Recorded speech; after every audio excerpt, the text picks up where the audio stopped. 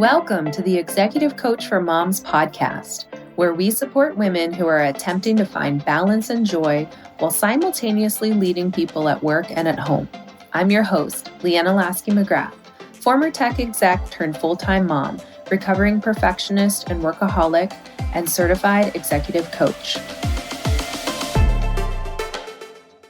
Hi, everyone. Welcome back to the show. Thank you so much for being here with me today. As a reminder, here in our summer series, we are doing two-part interviews with amazing and inspiring women, and I have a very amazing and inspiring one for you today. So let me tell you a little bit about her. Kiran Reddy is an entrepreneur, general counsel, and the founder of Reddy Consulting, where she helps tech startups and SaaS companies navigate legal strategy with clarity and confidence. With over a decade of in-house counsel experience, Kiran specializes in privacy, commercial contracts, and scaling smart legal frameworks that support growth. Beyond the boardroom, Kiran is a passionate advocate for prison reform and community empowerment, actively involved in nonprofit leadership and justice-driven initiatives. She brings a rare mix of legal precision, business savvy, and purpose-driven work to everything she does, which I can attest to as Kiran and I used to work together. So welcome, Kiran. Thank you so much for being here. Thank you so much for having me, Leanna. I'm so excited to talk to you today. So why don't you start off? Tell us a little bit about you and your story. Well, yes, I forgot or I didn't forget, but yes, we worked together at a fun startup during that time called Orgsy, which was really good times. And that's really the start of my career in the legal tech world. Was that time you and I worked together. And I learned so much just by watching you as a leader and all the leadership that we had there. So I've been in tech startups for about 12 years now, serving as in-house counsel or general counsel. And I want to say in 2021, I started my own consulting company where I provide the same resources to other tech companies who cannot afford full-time legal staff. So just using my experience that I've had from previous companies and providing that as like a fractional legal director or in-house counsel for other companies to do, which also include privacy laws and all that fun stuff. Yeah, actually, I find fractional work so interesting. We had someone come on and talk about fractional work, which I think is such a great option for maybe women who are not wanting to be working full-time, but still want to be working at a high level, maybe during their kids' young years or while they have a parent that they're taking care of or, something like that. How has that been for you with the fractional? It's been great. And it's interesting because everything has been brought to me by referrals.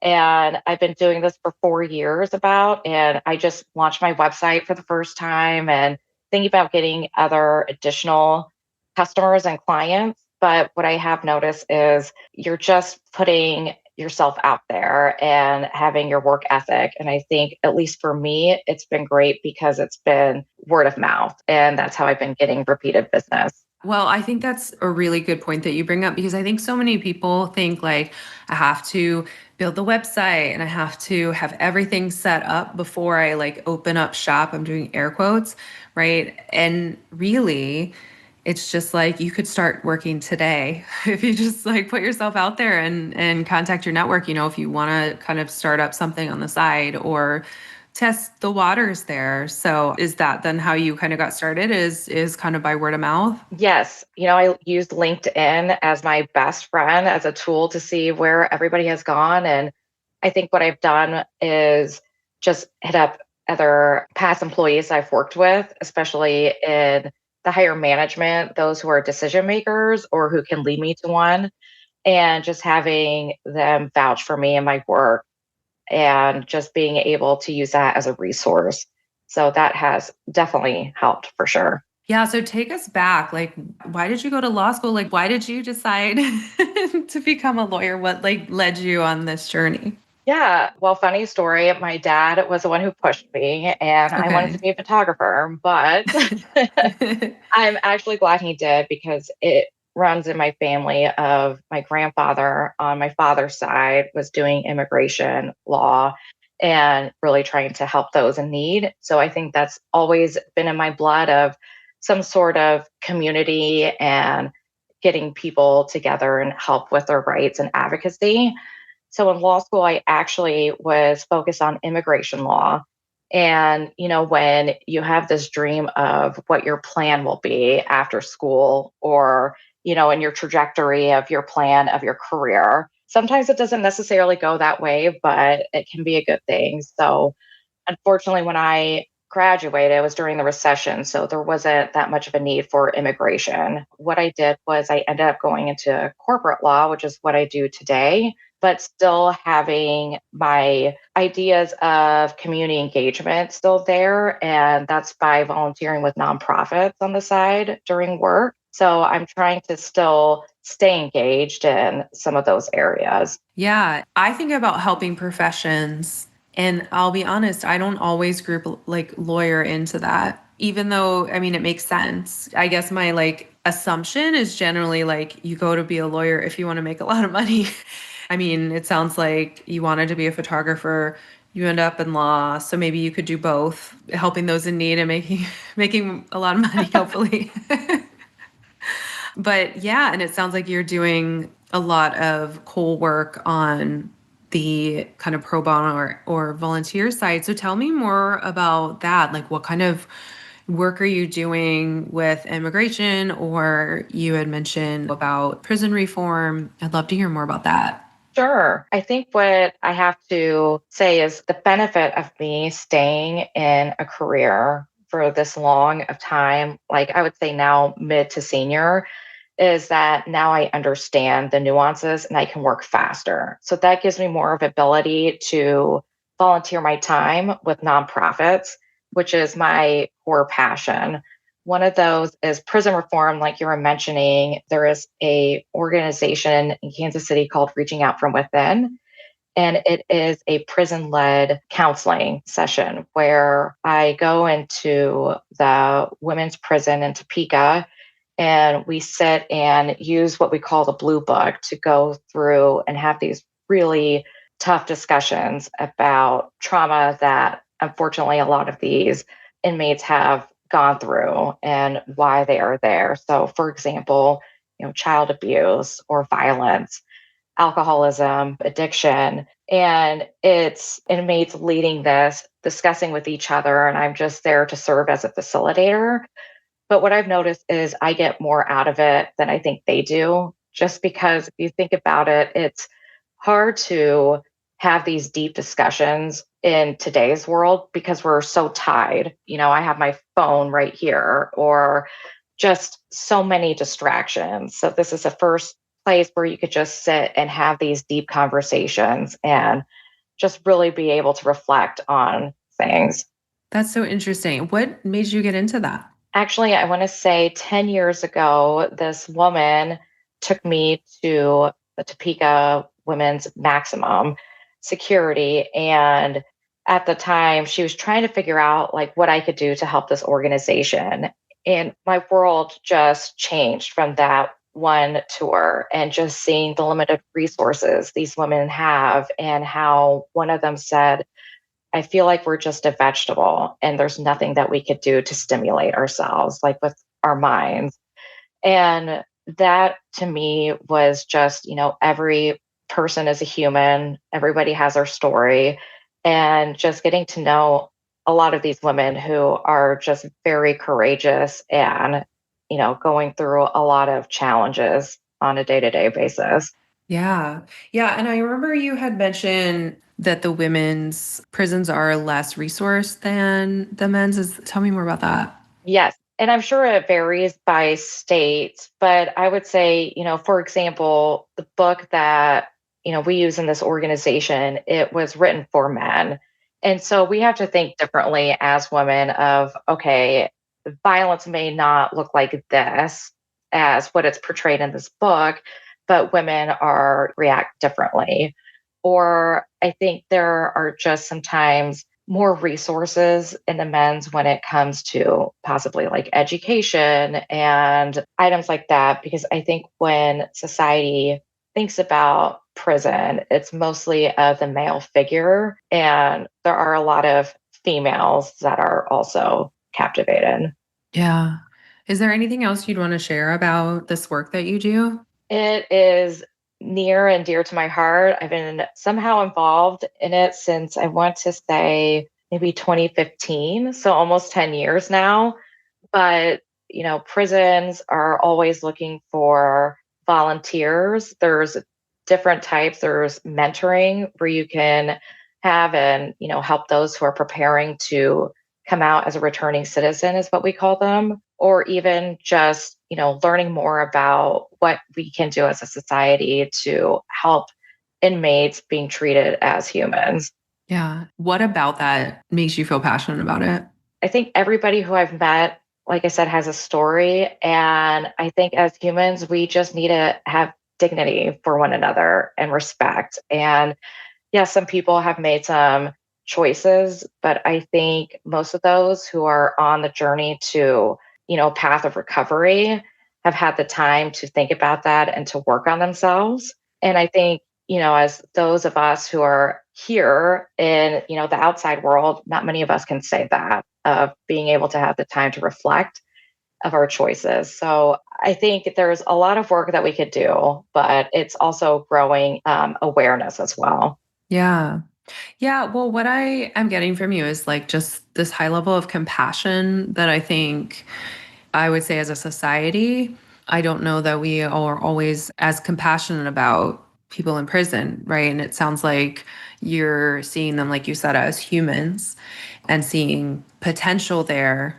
Whereas obviously they don't feel like they're being treated like there's potential if they feel like vegetables and kind of just sitting there. Is that like seeing that and kind of like your experience there, how has that impacted your life not in the prison or has it?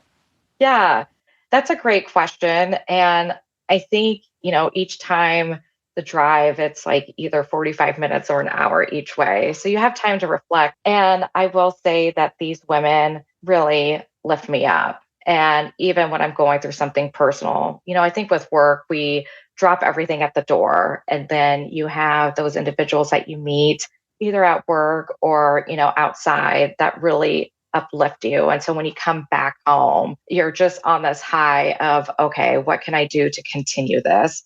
And I will say that these women have really helped me out, especially the past 2 years has been a challenge for me and change. I went through a separation and a divorce, and just hearing their stories of how they have continued to power on and to move forward, that really has helped me and my ability to do that personally with this, I would say, this transition in life. Yeah. Does it put things like in a different perspective for you or? Yes. And I think that's why I try to keep this time with volunteering in the prison as something that I need. It's a tool, I think, for me as I want to say, not necessarily like a survival skill for me, but as an outlet. And I will say it has given me time to reflect of making those personal connections in the walls as to what do I really want with my life in this, last half of my time that's left, which is, really thinking about yourself and taking time for yourself to be in solitude and figure out what you want as a person, as a mother, or as you know, a career individual. Yeah, well, it's interesting how you talk about how much you get out of volunteering. And I think that sometimes, we probably think like there's no way I have time to volunteer on top of everything else. So I want to hear more about how you manage that. But also, I think sometimes we forget how much we would get out of it. And I also just want to say that I'm assuming you're probably downplaying how much the participants are getting out of it as well. It's not just you benefiting from it, of course. I'm sure they're getting a lot out of you being there. So you are doing this volunteer work that you're really passionate about. You're working full time. You've got a consulting business. You're a mom. You've got a 4-year-old. How do you find the time to prioritize volunteer work, for example, or anything else with everything that you've got on your plate? Sure. Yeah. That's a great question. I'm still learning. I'm still learning to say no to things. But I have to say, in this part of my life, I have a great co-parent, and we have strived to make it our priority to help in any way we can. So that has definitely helped on that situation, who is my ex, and we're just great in that respect. So having that as a tool, I would say, but I think also with the time, so I have my son 50% of the time, and I would kind of treat it as, a quote unquote empty nester. How do I fill the time when I don't have Leo around, who's my son, or when I don't have all these obligations to run these errands, or, the logistics of being a parent, of taking your child everywhere in addition to yourself. So I think by having the volunteer on the days I don't have him, or working extra on my consulting on hours I don't have Leo, or, pick up extra shifts for my job for my clients after he goes to bed. So it's just like a different way of prioritizing. I guess I've never thought about this out loud, but obviously I put him and myself first. But yeah, on the days that I don't have him, it has become easier trying to figure out how to fit in the other pieces. Yeah. In our next episode, we'll talk more about this process that you've been going through the past several years with your separation and divorce and how you're making co-parenting work. I guess I'm curious, like, how did you do it before? Or did you? Was it different? Because I'm sure there are people listening who are in a co-parenting situation, and there are people who are listening who are not. And so I'm just curious, like, you've experienced both. The first year of having a baby, as you know, and a lot of your viewers can relate to, it's survival mode. And so just figuring out, okay, what's going to drop off, that's fine. And I think from after that first year is, for me, it was being comfortable of, I'm just going to let those pieces that fell keep being there. Those weren't a priority of mine. So if it was, another organization I used to go to, or once a month dinners with this group that I haven't been able to see, but I'm okay with that. I think that's where I kind of continued after that year one of having a baby of, okay, let's see what I can possibly add or adjust to what I'm doing right now. Yeah. So it sounds kind of like, hey, I'm taking like a 1 year sabbatical, essentials only, and then like slowly adding back non-essentials, that feel more within reach as time goes on. Does that sound right? That's the perfect way of describing what I was trying to say. Yeah. So, I mean, I think that that makes total sense and is a really smart strategy to approach it because, it's like what happened. Yeah. Yeah. So I think, whenever you have a baby, it's like your whole world changes. But also, if I'm remembering correctly, you were on the path to getting pregnant for a little while. And so it was like a very intentional something that you were working toward. I remember something about you going to a mountain. Tell me more about that if you don't mind sharing about your kind of fertility and, getting pregnant journey.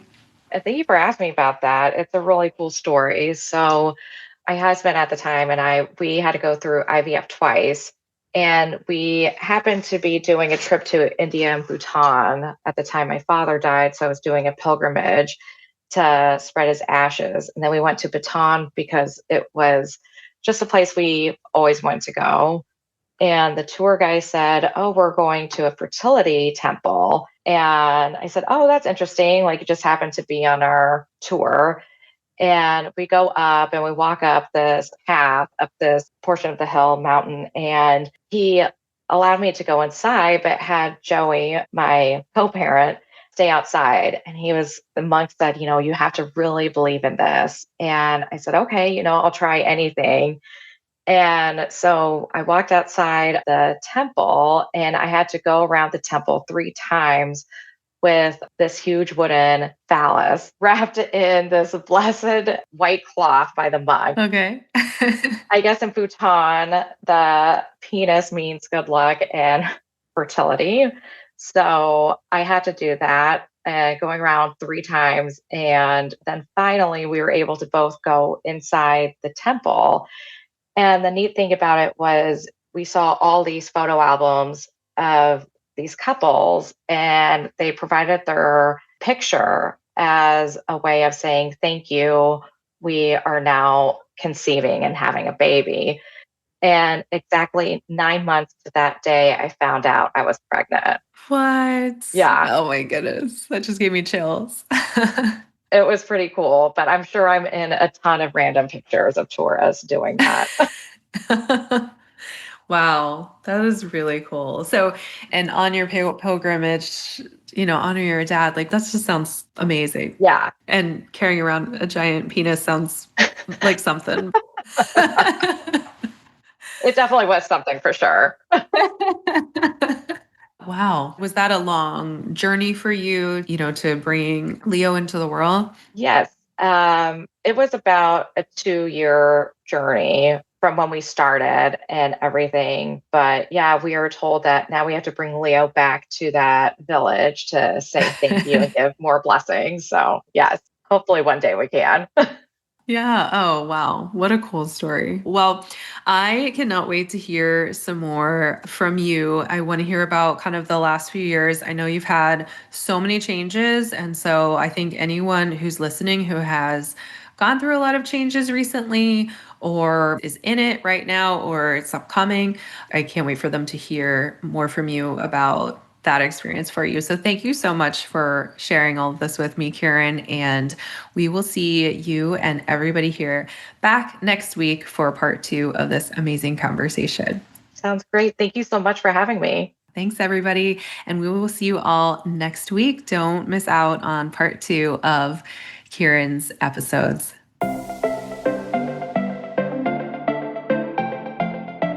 If you're loving what you're learning on this podcast, I'd love to invite you to check out the Executive Mom Reset. It's my 6-month coaching program for ambitious, success-driven, career-focused women who are ready to stop surviving and start thriving. Together, we'll tackle the stress, guilt, and overwhelm that come with being a high-achieving executive mom. You'll learn how to set boundaries, prioritize what truly matters, and build the confidence to show up powerfully at work, at home, and for yourself. Head on over to CoachLeanna.com right now to schedule a free discovery call. We'll spend an hour talking about where you are now, what you want to create, and how I can help you get there. Because every woman deserves to live the life of her dreams. Let's create yours together.